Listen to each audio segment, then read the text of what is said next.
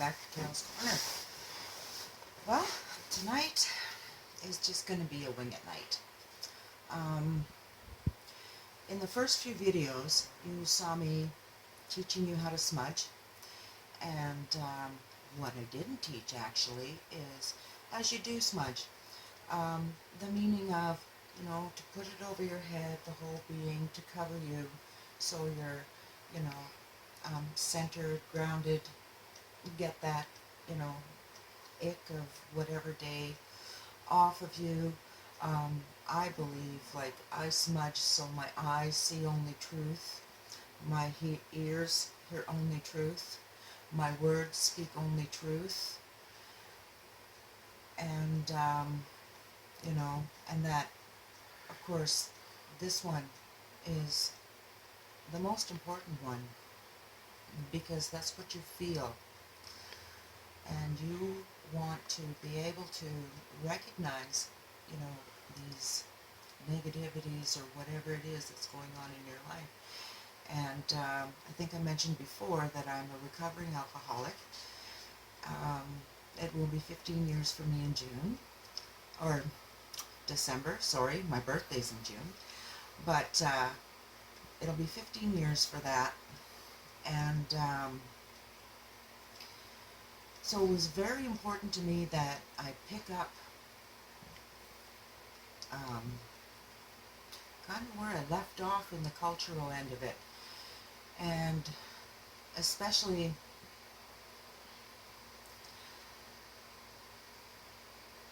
as I started walking the journey of being clean and sober, all these other ways started coming to me, and not that they were bad. There was nothing bad about them. They just weren't my way. And so, as you do as a child, you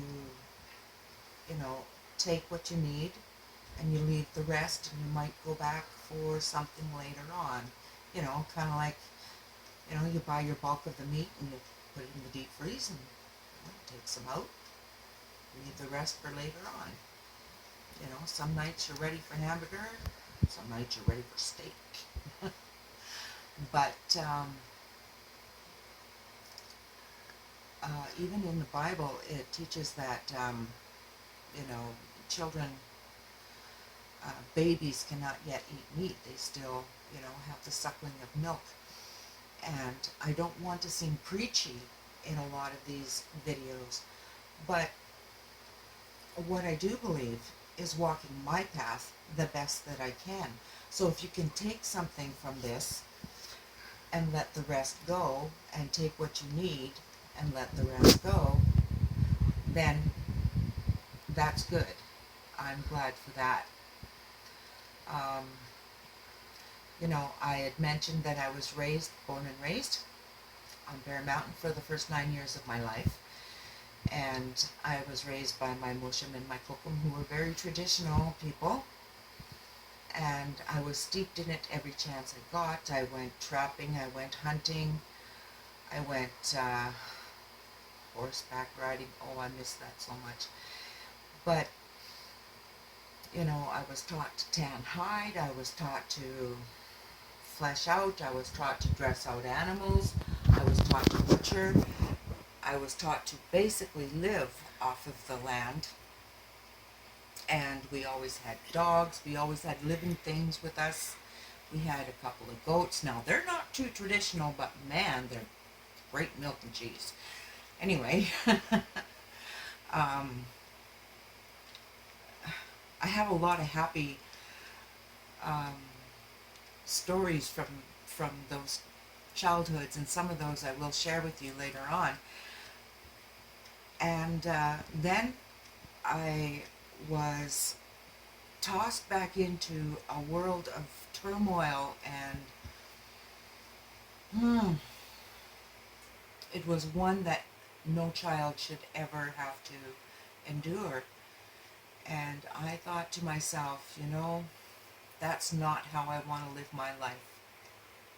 I grew up quickly, and something happened on the road to maturity. You know, I kind of went through all stages very quickly. I became a woman, I became a mother, you know, I looked after my brothers and sisters when I was 16 years old. We got our apartment. I was emancipated from my parents when I was 16, just before I turned 16 actually. And I took my brothers and sisters to live with me. And then as it got on, I realized that I couldn't do this by myself, so I ended up having to let them go. And a couple of them got adopted out. We have since reconnected. And that was a very hard thing for me. And so, you know, so it goes, right? At 18 years, at 18 years old, I met and got pregnant and then got married, yes, in that order. And I stayed with that man for 18 years, and during the course of the 18 years, at 27, I started binge drinking. And that was one of those choices you wish you never made, but it's not something that I can undo. So all I can do is do the best I can now and learn from everything. And I've always told my kids, you know, you can learn anything from somebody, even if it's not how to live your life.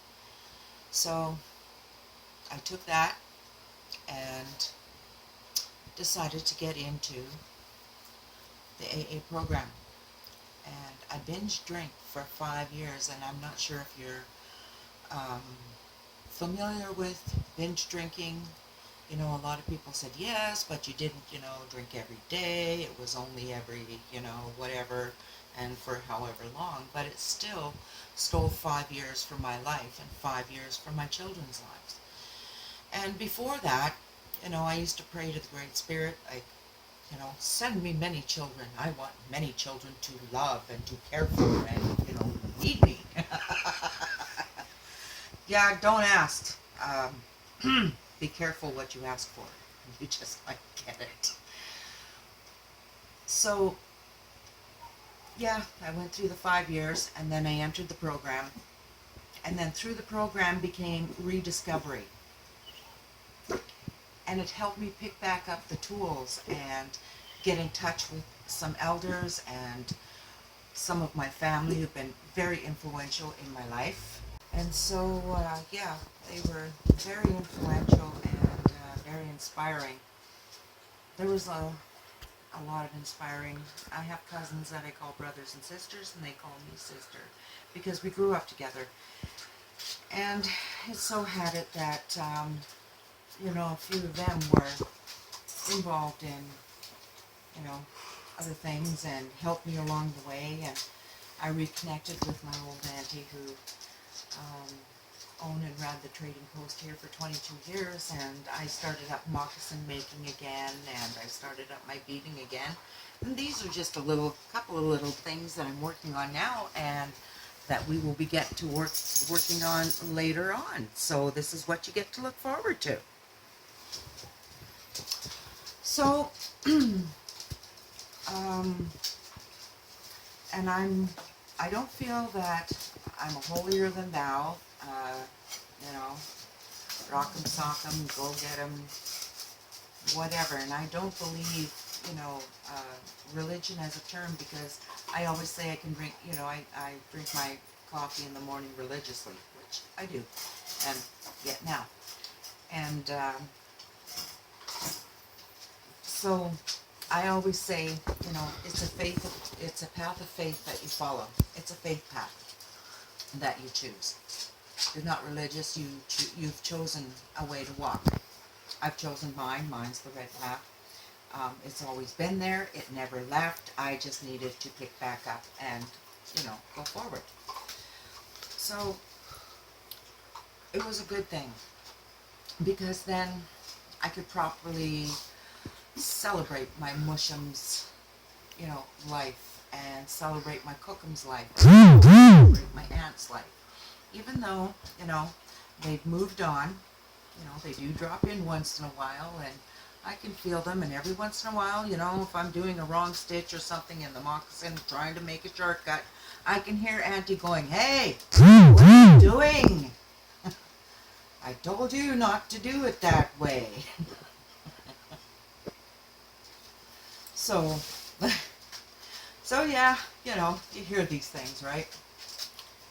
And, well, after that, and a couple of years into my sobriety, I met my now wonderful husband, John Palmer, and he, that was him, kind of. I'll show you him. But anyway, he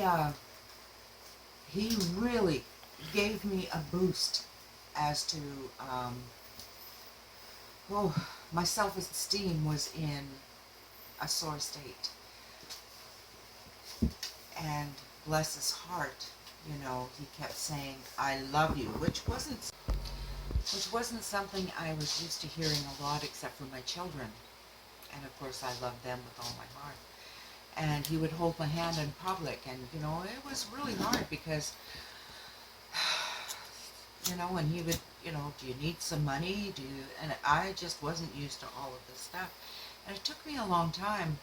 Even now, sometimes I, kind of have to stop and, regroup, recenter, do all that kind of thing. So, here we are. Almost 15 years later, and we're still together, and we're still happy, and I'm glad of that. And people ask me, so back to the children, people ask me, "How many children do you have?" And I'll say 11, 12, I honestly don't know. And they say, "No, you're real children." Well, they're all my real children. Just because they didn't come from this body doesn't mean that they're not my children. And that's my views on that.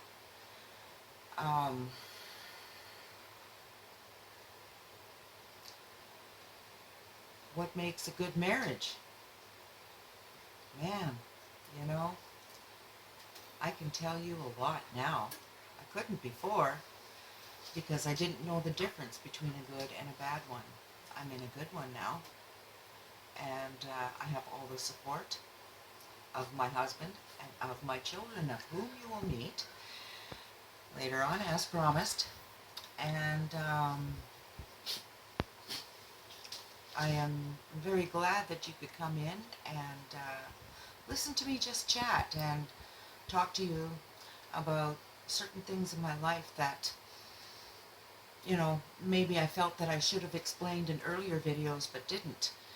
And, and that's kind of all getting part to know me too. And yes, I do the storytelling with the hand gestures and stuff, and let me tell you, I had to reach way back in the recesses of my mind in order to pull those memories up, but they were good memories for me. So I'm really blessed to be allowed to do this, it doesn't matter to me if I get likes or, any of that kind of stuff. If I can reach one person with my story and how it is now and what it was before, the beginning was great, the middle was not so great. This part is wonderful. And if I can reach that one person, I'll have done my job. I mean, I'm not going to quit making videos, but because the Creator says I can't, so kind of have to do what He says. Or get this nudge, nudge, nudge, nudge, nudge, and yeah, all right. But, I do have a good relationship with the Creator, with my husband, with my children, and hopefully with you now. So, tune in tomorrow, and we'll talk to you then. Good coffee. Have a great night.